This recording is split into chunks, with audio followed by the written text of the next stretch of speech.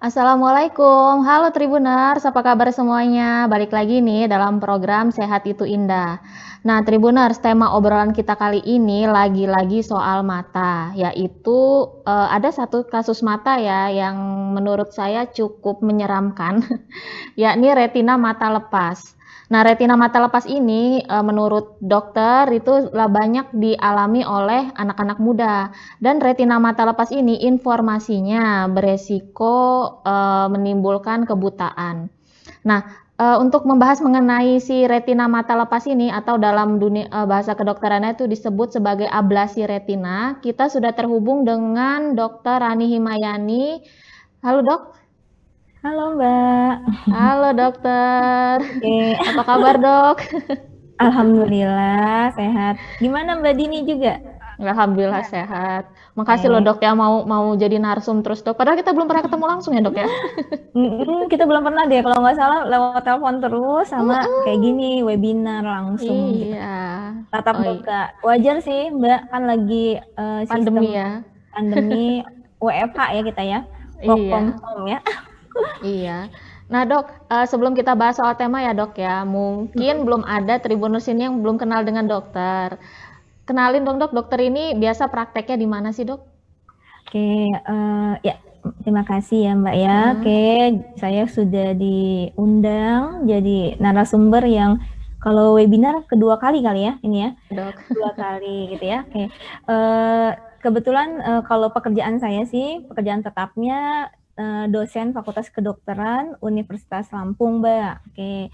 Kemudian kalau untuk praktek spesialis matanya ada di 3 tempat. Yang pertama di Rumah Sakit Umum Daerah Dr. Haji Abdul Muluk Provinsi Lampung. Kemudian yang kedua untuk swastanya itu ada di Rumah Sakit Natar Medika Lampung Selatan. Dan yang ketiga di Rumah Sakit Mata Lampung E-Center Bandar Lampung di jalur 2 Wai Halim gitu. Iya. Jadi nanti kalau mau kontrol boleh gitu. Mampir-mampir ya Mbak. Banyak ya dokter tempat prakteknya, Dok, ya. Kita satu dokter itu boleh 3 tempat gitu. Kalau mau dimanfaatin semua boleh gitu karena kan tidak setiap hari kita sebenarnya di satu tempat Mbak. Mungkin satu rumah sakit hanya 2 hari gitu atau maksimal 3 hari tergantung jadwal dokternya sih biasanya. Iya, Dok. Nah, sekarang kita mau bahas soal temanya, Dok, ya. Tema hari ini tuh Oke. agak-agak serem ya, Dok, ya. Kebayang nggak Betul sih, Dok, betul. retina mata lepas ya, Dok, ya? Ya, betul Iya, waktu sekali. saya lasik aja, waktu retina mata saya diangkat tuh kayaknya udah agak gimana gitu, Dok. Ini bener lepas gitu ya, Dok, ya. Nah, Oke. Dok, maksudnya dari retina mata lepas ini apa sih, Dok, sebenarnya? Oke. Jadi tema yang hari ini memang yang Mbak Dini angkat tadi kesannya memang menyeramkan ya Mbak ya. Karena retina mata lepas atau istilah medisnya itu ablasio retina. Itu memang salah satu penyakit mata itu yang membuat banyak orang menjadi khawatir gitu kan. Sebab dengan adanya kondisi terlepasnya retina atau kita sebut dengan selaput jala dari posisi aslinya gitu. Jadi lapisan retina itu kan ada 10 lapis. Nah, yang ini terlepas dari epitel pigmen retinanya gitu. Jadi terlepas. Nah, bisa membuat memang mata menjadi buta secara permanen apabila tidak langsung mendapatkan penanganan segera gitu. Dan untuk angka kejadiannya atau prevalensi lepasnya retina, kalau di dunia itu memang ada yang dari literatur ya kita Mbak ya pakainya sumbernya ya itu satu kasus bisa terjadi dalam 10.000 populasi gitu dan bisa memang mengenai semua usia. Namun yang sering terjadi biasanya pada usia 40 sampai 70 tahun gitu. Dan meningkatnya kasus tersebut juga ada faktor-faktor resikonya gitu. bisa memang dasarnya dia memang punya minus tinggi gitu, rabun jauh yang tinggi ya Mbak ya ukurannya gitu kan, atau ada riwayat trauma maupun riwayat operasi sebelumnya biasanya gitu. Atau hati-hati juga kalau pada di keluarga yang anggota keluarganya ada yang pernah mengalami retinanya lepas, itu juga harus lebih waspada biasanya. Nah, tadi kan dokter bilang salah satu penyebabnya itu adalah minus mata yang tinggi ya, Dok ya? Itu minus berapa itu, Dok? Dia bisa beresiko mengalami Ya, itu, Dok? betul. Kalau minus atau rabun jauh, itu memang kita dibagi menjadi 3. Ada minus yang ringan, di bawah minus 3 dioptri. Jadi kita kan tahu ada ukurannya ya, di bawah minus 3 dioptri, kalau yang sedang 3 sampai 6 dioptri minusnya, kalau yang berat itu di atas 6 dioptri. Nah, memang kalau yang di atas minus 6 atau miopia gravior, kita bilangnya memang lebih beresiko gitu. Karena tadi retinanya itu menjadi lebih tipis biasanya gitu, dan sudah ada perubahan lebih cepat pada cairan bola matanya gitu. Jadi dari cairan badan itu vitreusnya gitu, biasanya lebih cepat terjadi penyusutan istilahnya gitu, atau pencairannya lebih cepat, makanya lebih beresiko. Berarti tapi kalau yang minusnya masih rendah gitu enggak ya, Dok ya? Enggak ada resiko Tidak beresiko asalkan tadi kita akan membahas mungkin ada gejala-gejalanya yang mesti diwaspadai gitu. Jadi yang lebih beresiko memang miopia yang tinggi gitu. Kalau miopia tinggi lebih beresiko. Iya. Sorry, Dok, tadi selain selain minus tinggi tadi penyebab lainnya apa, Dok? Bisa saja kalau untuk yang menyebabkan retina mata lepas itu tadi faktor penyebabnya tadi ada yang minus tinggi pertama ya, atau di keluarganya sudah pernah ada yang riwayat tersebut gitu ya, atau riwayat operasi mata sebelumnya, baik operasi katarak, operasi karena pernah trauma gitu kan, atau riwayat operasi tekanan bola mata tinggi seperti glaukoma gitu kan. Nah, ada juga yang resiko karena memiliki peradangan gitu, jadi infeksi dari bola matanya yang terus-menerus, atau juga riwayat itu kencing manis gitu. Nanti ada tipe-tipenya sebenarnya untuk retina lepas itu. Jadi berdasarkan penyebabnya tadi akan muncul tipe-tipe retina lepas gitu. Nah, kalau trauma tadi dokter bilang trauma itu mungkin apa maksudnya, kecelakaan apa gimana, Dok? Betul. Kalau trauma biasanya karena riwayat bukan operasi ya, riwayat kecelakaan sebelumnya, terbentur gitu ya matanya, misalnya tidak sengaja kena bola kasti atau bola basket saat olahraga kan, atau saat kecelakaan lalu lintas gitu. Karena benturan yang kuat tersebut menyebabkan tarikan pada retina mata kita gitu. Jadi ada jadi ada luka ya, jadi ada proses trauma gitu. Jadi menyebabkan lapisan retina tadi kan jaringannya tipis ya dan transparan sebenarnya kan. Nah, itu kalau ada robekan gitu ada lubang-lubang di retinanya. Tadi kan saya bilang di dalam bola mata kita itu ada cairan ya kan. Cairannya tersebut di corpus vitreum kita bilangnya ya, cairan pembentuk mata itu akan masuk tadi Mbak kerobekan itu, makanya nyebabin keangkat retinanya tadi yang tipis tadi, keangkat jadinya lepas gitu. Iya. Nah, retina mata lepas ini, Dok, terjadi di kedua mata saja atau bisa nggak, Dok, di satu mata aja? Untuk retina mata lepas biasanya awalnya dia satu mata gitu, jadi satu mata dulu yang terkena gitu kan.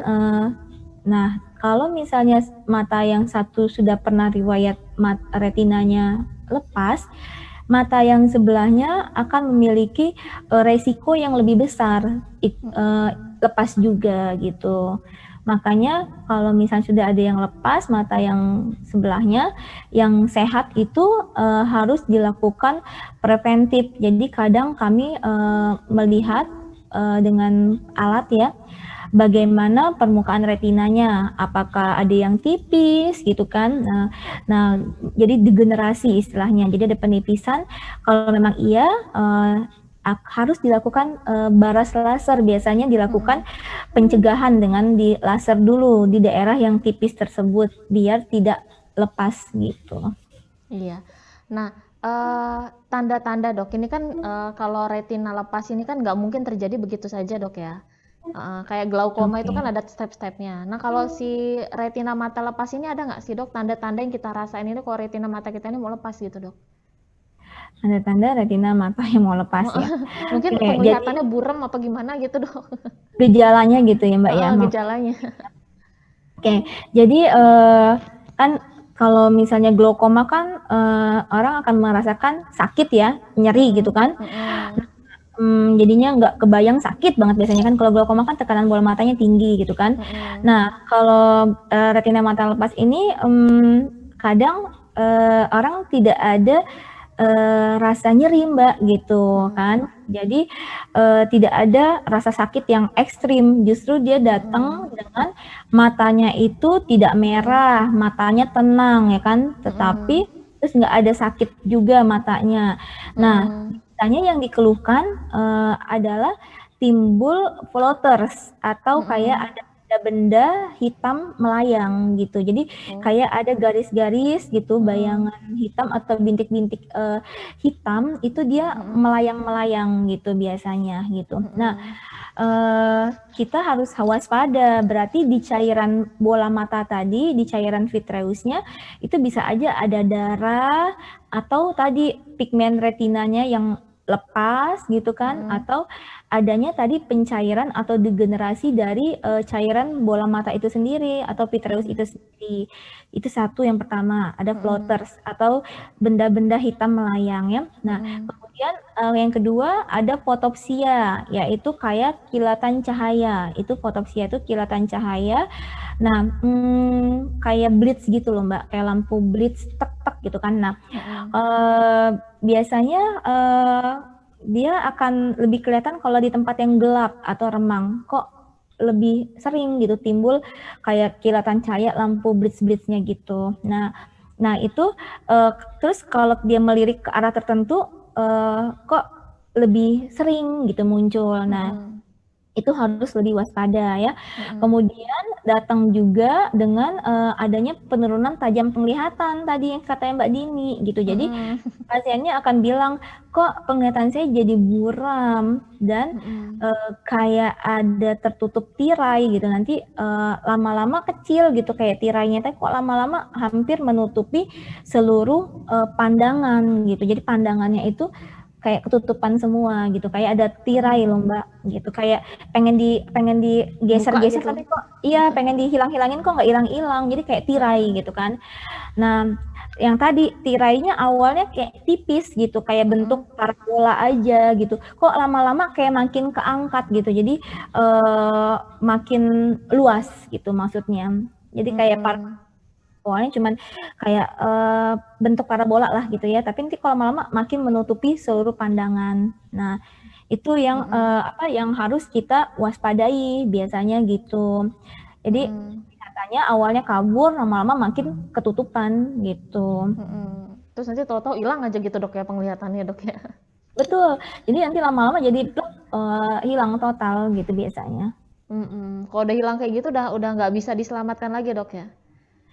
Nah, itu dia. Kita harus karena kan tadi di tempat retina itu ada, kita ngomongnya ada kepala saraf, optic nerve, dan ada bintik buta gitu. Nah, apabila sudah sampai bintik butanya atau kita bilang makulanya itu sudah off, yang berarti sudah keangkat, itu susah mengembalikan penglihatannya menjadi normal. Makanya bisa kebutaan permanen gitu. Termasuk yang dibilang orang sering bilang cangkok retina atau cangkok mata gitu, nggak bisa juga dok ya? Beda, kalau cangkok itu bukan retina, Mbak. Kalau retina yang sudah lepas tidak akan bisa kembali. Jadi tidak bisa dicangkok. Kalau cangkok ini biasanya selaput bening mata. Jadi yang di luar kita, yang bundar kita, tapi yang bukan anakan mata ya, yang paling luar ini. Nah itu yang kornea. Jadi bukan cangkok retina, tapi cangkok kornea gitu. Cangkok kornea. Nah gitu, betul. Ya. Yang bisa dicangkok hanya kornea. Kalau untuk melihatnya penglihatan ya gitu. Jadi sekarang ini pokoknya nggak, kalau udah dia buta nggak bisa selamat lagi ya udah. Ya, kalau sudah kena betul, kalau sudah terangkat sampai bagian yang kita bilang tadi bintik butanya yang itu atau fovea yang kita bilangnya atau makula, nah itu sudah sulit gitu, pasti ujung-ujungnya akan menjadi kebutaan, penglihatannya hilang permanen. Iya. Nah, jadi kalau ada biar nggak buta itu ada gejala itu harusnya langsung ke dokter mata ya? Betul, tadi gejala tadi yang saya udah katakan, yang tadi yang udah saya jabarkan itu yang lebih diwaspadai gitu. Jadi harus langsung segera datang ke dokter mata. Nah, nanti dokter itu akan melakukan apa, Dok, untuk menyelamatkan penglihatan dia ini, Dok? Biar nggak jadi buta gitu, Dok. Bisa nggak, Dok? Oke, ya. Baiklah. Jadi kan sekarang kemajuan teknologi kedokteran kan udah makin berkembang gitu kan. Jadi apabila ketahuannya lepas retinanya itu segera gitu ya, itu penanganannya termasuk kegawat daruratan gitu. Jadi darurat. Jadi kita terutama kalau makulanya tadi masih on gitu, belum terangkat semua gitu ya. Jadi pertama kami melakukan pemeriksaan dulu matanya, baik dari tajam penglihatan maupun dari bagian luar matanya, segmen anterior mata gitu kan, sampai ke segmen posterior yaitu retinanya. Kami lihat seberapa besarkah robekan yang terjadi di retina tersebut gitu kan, apakah masih bisa dilakukan suatu tadi laser di daerah yang lepas tersebut ya, atau sudah terlalu besar gitu kan keangkatnya, retinanya lepasnya gitu, baru kami pikirkan operasi gitu. Nah, jadi operasi tersebut tadi untuk jaminan penglihatannya yang kembali menjadi normal dengan catatan lepas retinanya belum luas gitu, dan visus atau tajam penglihatan dia datang juga belum hilang ke arah yang cuma bisa lihat cahaya atau lambaian tangan gitu. Kalau masih bisa membaca huruf gitu, tapi turun ya maksudnya penglihatannya ya, dan retinanya robekannya tidak terlalu besar ya, mungkin dengan operasi bisa diselamatkan gitu penglihatannya. Iya. Operasi juga macam-macam tadi Mbak. Jadi ada yang cryosurgery, jadi cuma ditempelkan, atau kita pakai karet silikon, jadi namanya scleral buckling gitu. Nah itu kita pokoknya prinsipnya menempelkan retina yang lepas tadi, atau vitrectomy biasanya gitu. Jadi tadi cairan bola matanya tadi, cairan vitreusnya itu dibersihkan, kemudian tadi retinanya dilaser dan ditempelkan dengan tadi si silikon, biasanya ada minyak silikon gitu, sebagai untuk menekan retina tadi yang sudah lepas tadi gitu, biar nempel lagi gitu. Iya. Nah, setelah operasi gitu, Dok, itu apa yang harus dilakukan si orang ini supaya retina matanya itu, mungkin nggak sih, Dok, habis operasi lepas lagi gitu?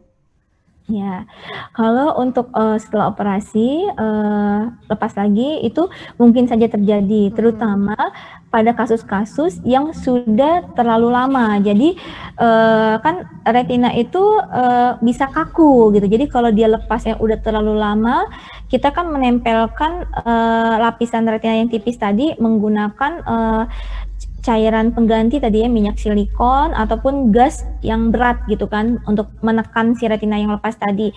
Kalau dia terlalu kaku, sudah terlalu lama, biasanya lepasnya itu bisa saja dia lepas lagi karena tertarik lagi gitu. Jadi kalau memang itu biasanya kami minta follow up-nya berkala. Pasien-pasiennya kontrolnya tidak boleh terlalu lama gitu. Jadi jarak kontrolnya lebih cepat. Jadi 1 minggu setelah operasi, 2 minggu gitu. Lalu 1 bulan itu masih kami pantau gitu. Karena tadi resiko lepasnya masih ada, terutama kalau yang sudah terlalu lama ya lepasnya, nempelinnya lebih sulit biasanya gitu, karena udah terlalu kaku gitu. Nah, selain kontrol dok, ada nggak sih dok yang harus dilakukan si pasien ini dok untuk menjaga matanya dok?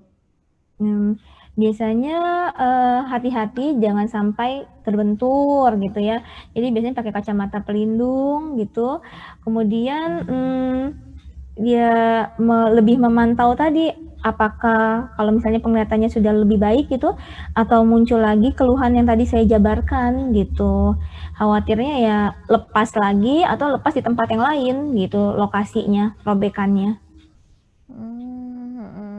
Tapi kalau dia misalnya dia seperti melihat gadget itu atau itu masih aman ya dok ya? Nggak apa-apa ya? Kalau melihat gadget nggak apa-apa sih, cuman tetap ada batasannya gitu. Jadi tidak boleh terlalu sering juga. Jadi prinsipnya kita mengistirahatkan mata. Kan kalau habis dioperasikan mungkin akan ada rasa tidak nyaman ya, namanya habis dioperasi. Jadi sel-sel radang juga masih ada gitu kalau dioperasikan. Jadi kita mengistirahatkan mata itu wajib gitu. Jadi kalau pasca operasi, baik operasi apapun mata, biasanya kami minta mengistirahatkan matanya gitu. Dan menghindari mengucek mata ya dok ya? Iya betul, karena kalau operasi mata, kalau yang ada jahitan, takutnya kan jahitannya terlepas gitu Mbak. Atau jadinya ada penekanan di matanya gitu kan, itu kan masuk juga trauma ringan ya, bisa juga ya. Jadi lebih hati-hati lah intinya kalau pasca operasi. Dan biasanya ada pantangan tidak boleh terkena air dulu gitu, air yang tidak steril ya, maksudnya bukan tetes mata ya. Sekitar 1 minggu biasanya atau maksimal 2 minggu gitu. Kalau untuk operasi mata ya. Dihindari terkena air 1-2 minggu biasanya. Tapi dengan catatan tetap jaga kebersihan mata gitu. Jadi bukan berarti kita tidak membersihkan daerah wajah gitu, tetap dibersihkan, tapi menggunakan seperti kasa lembab gitu atau kapas lembab hangat gitu, tetap dibersihkan daerah matanya. Iya. Nanti pasca operasi itu dikasih kayak kacamata apa sih dok? Kayak dulu kan saya nyebutnya itu kayak kacamata ninja gitu loh dok. Untuk selama beberapa hari harus dipakai gitu dok. Kayak gitu juga nggak dok? Oke. Yang kacamata kayak mirip kacamata berenang itu loh. Oke. Sebenarnya prinsipnya kacamata itu hanya untuk pelindung saja supaya tidak terbentur gitu dan tidak ada debu yang masuk. Kalau biasanya kalau di rumahnya bersih juga lingkungannya memadai ya, maksudnya tidak di pinggir jalan yang berdebu atau apa gitu, nggak apa-apa gitu, dilepas juga nggak masalah gitu kacamata tersebut gitu. Kadang ada beberapa tergantung jenis operasinya ya Mbak ya, itu kita lepas juga nggak masalah perbannya gitu, asalkan yakin keadaan rumahnya memang bersih gitu. Nggak diperluin lagi sih sebenarnya kacamata ninja. Diperluin ya. Kalau dulu kan saya selama seminggu saya harus pakai kacamata ninja itu dok. Betul, mungkin karena takut berdebu Mbak gitu. Kadang kan kita suka jalan ke luar, lupa ketutup perban gitu. Jadi kacamata kayak renang gitu, maksudnya tujuannya supaya tidak mudah masuk debu-debu gitu. Iya. Nah dok, retina mata lepas ini sebenarnya bisa dicegah nggak sih dok? Oke, jadi kalau untuk supaya nggak mudah terkena ya Mbak ya, gitu ya. Biasanya kan tadi riwayatnya salah satunya miopia tinggi ya, gitu ya. Jadi kalau misalnya sudah ada kayak floaters tadi yang hitam-hitam terbang bayangannya, atau ada kayak kilatan cahaya tipis gitu ya. Nah, rajinlah diperiksakan matanya loh Mbak gitu, minimal setahun sekali gitu kan. Nah kita periksakan gitu, nanti kalau memang ada lapisan retina yang tipis tadi, kami akan lakukan laser, jadi kayak untuk preventif, untuk pencegahan, jadi di baras laser di sekitar daerah yang tipis tadi gitu. Dan terutama kalau pasien yang kencing manis itu kan bisa menimbulkan ablasio retina, tapi tipenya yang traksi gitu. Jadi karena adanya perdarahan gitu dan bisa menyebabkan tarikan ke permukaan retina, jadi ketarik. Jadi pasien-pasien dengan diabetes juga kami minta rutin gitu kontrol ke dokter mata karena bisa timbul lepasnya retina karena diabetes. Kemudian tadi yang punya minus tinggi juga sebaiknya hati-hati pakai kacamata pelindung untuk mencegah terjadinya trauma pada mata gitu.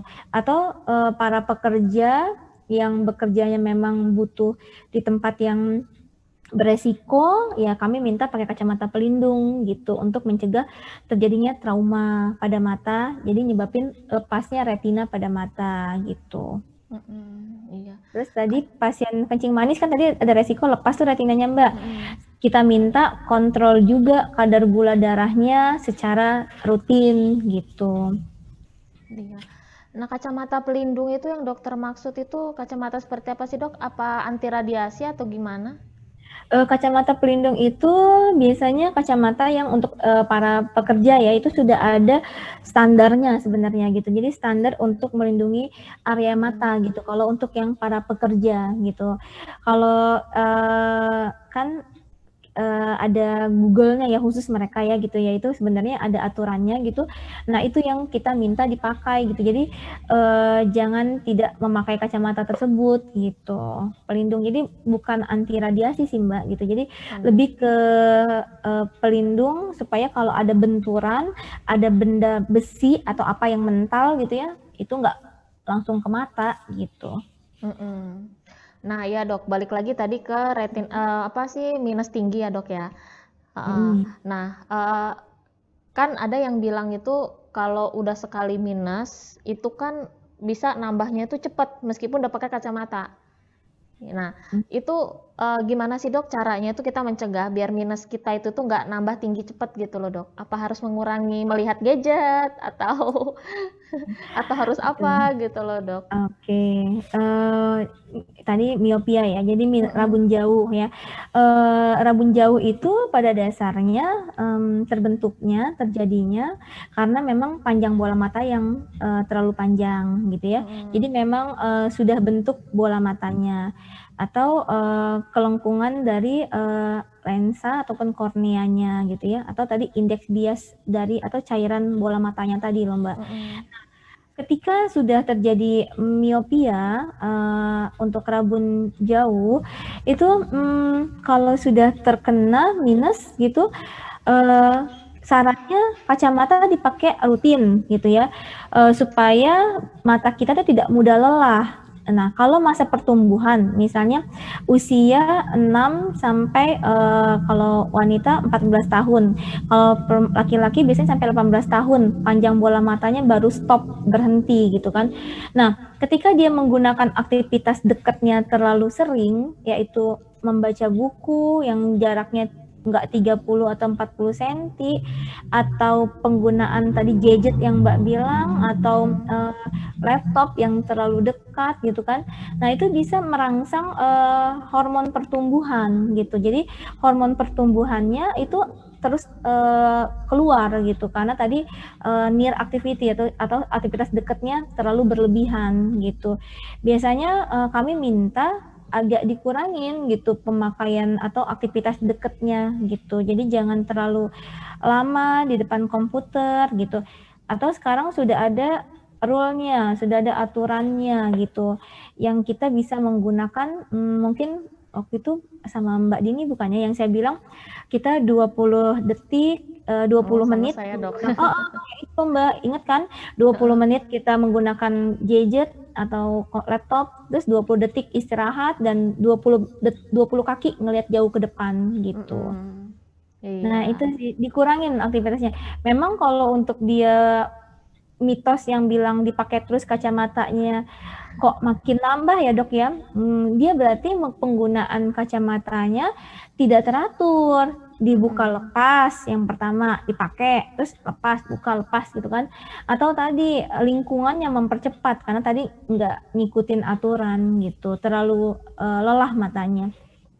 Karena tadi pertumbuhan bola mata kita stop di usia 18 tahun kalau yang laki-laki biasanya. Begitu juga wanita sih, tapi wanita katanya lebih cepat stop 14 tahun sudah berhenti. Iya dok. Makanya kita kan tingginya kan cepat berhenti kan Mbak, kalau tinggi tubuh kan. Gitu. Kalau laki-laki masih terus bisa tinggi kan gitu. Iya. Sama pertumbuhan bola mata juga panjangnya juga katanya perempuan lebih cepat stopnya daripada laki-laki. Iya. Berarti benar dok ya, saya pernah ngobrol dengan salah satu dokter mata, katanya tinggi badan itu bisa menambah minus juga. Jadi kalau kita semakin nambah tinggi, minusnya nambah tinggi juga gitu. Berarti benar ya dok ya? Kalau itu penelitian sebenarnya ada yang mengatakan itu antropometri. Jadi tubuh, tingginya tubuh ya, salah satu antropometri itu adalah tinggi tubuh ya. Katanya sih memang balance gitu ya. Jadi semakin tinggi bisa makin tinggi juga minusnya.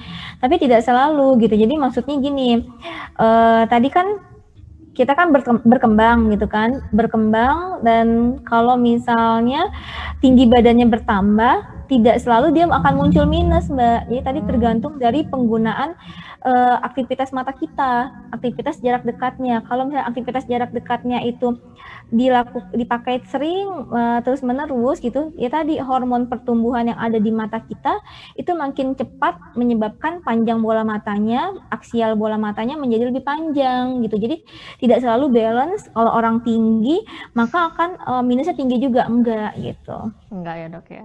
Iya dok, dulu sampai sama dokter itu ya, udah Sidin gak usah nambah tinggi, Sidin terminus kamu nambah tinggi lah. Memang tinggi badan bisa dicegah gitu ya dok. Oke, betul. Tapi memang sudah ada memang penelitiannya, tapi masih belum terbukti ya Mbak ya. Maksudnya masih ada yang mengatakan iya, ada juga yang mengatakan tidak gitu. Tapi kita belum bisa mengambil conclusion atau kesimpulan gitu. Tapi kalau tadi mungkin Mbak bisa lihat dong, banyak banget ya orang yang tinggi badannya tapi kok nggak minus gitu. Tadi kita kembali lagi ke aktivitas matanya gitu.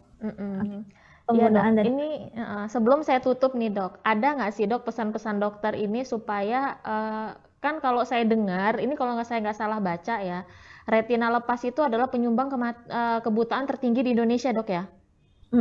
Bener nggak dok? Kalau saya nggak salah baca, ada retina lepas, ada glaukoma gitu.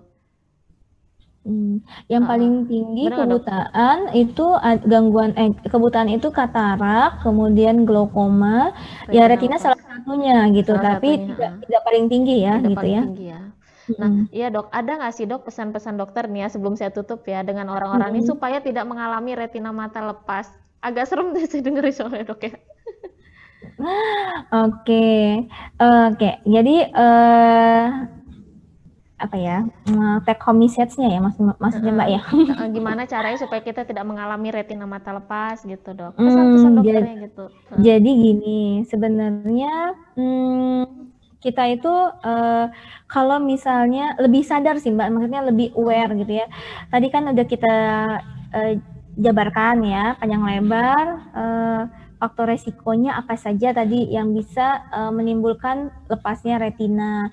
Jadi untuk masyarakat yang punya faktor-faktor resiko yang tadi udah kita jabarin gitu kan, misalnya punya tadi resiko minusnya yang terlalu tinggi, atau punya kencing manis, atau punya riwayat operasi mata sebelumnya, atau pernah terbentur gitu ya, atau yang tadi infeksi Mbak gitu, jadi pernah terkena infeksi pada bola mata gitu ya.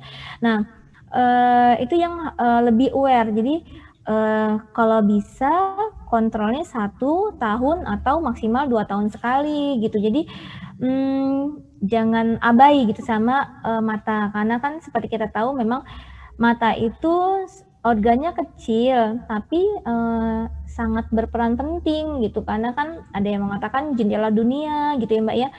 Jadi kita minta lebih sadar gitu kan, lebih waspada, terutama tadi ada 4 gejala tadi, mata menjadi buram mendadak ya kan, dengan adanya tirai, disertai ada bayangan hitam maupun ada kilatan cahaya gitu ya. Nah, itu yang kita lebih aware. Jadi jangan tunda lagi gitu, langsung datang ke dokter mata. Karena betul retina lepas ini bisa menimbulkan kebutaan gitu kan. Namun kalau dideteksinya secara dini, jadi maksudnya langsung diperiksa segera gitu ya. Nah, dengan penanganan yang sekarang sudah canggih gitu Mbak ya, kita bisa peluang sembuhnya karena retina lepas itu lebih tinggi gitu. Jadi jangan sampai kecolongan intinya gitu. Jadi jangan kecolongan ya. betul, kalau udah terlalu lama tadi kan saya bilang resiko setelah dioperasi lepas lagi juga ada karena dia terlalu lama lepasnya, jadi udah terlalu kaku retina yang lepas tersebut gitu. Iya, baik dokter, terima kasih banyak ya dokter atas waktunya dokter ya. Oke, untuk memberikan sama-sama. edukasi. Saya sebutnya edukasi nih dok ya. Ini edukasi ya? Iya, boleh edukasi, Edukasi. penyuluhan atau apa ya? Ya edukasi Iya, lah ya. ya begitulah dok ya. Ya baik dokter Rani, terima kasih banyak atas waktunya. Jangan bosan jadi narasumber ya dok ya. Oke, siap. Iya, terima kasih banyak dokter Rani atas waktunya Sama-sama. dokter. Ya, Tribuners itu tadi obrolan kita bareng dokter Rani. Semoga obrolan bermanfaat. Sampai jumpa lagi. Assalamualaikum. Dadah.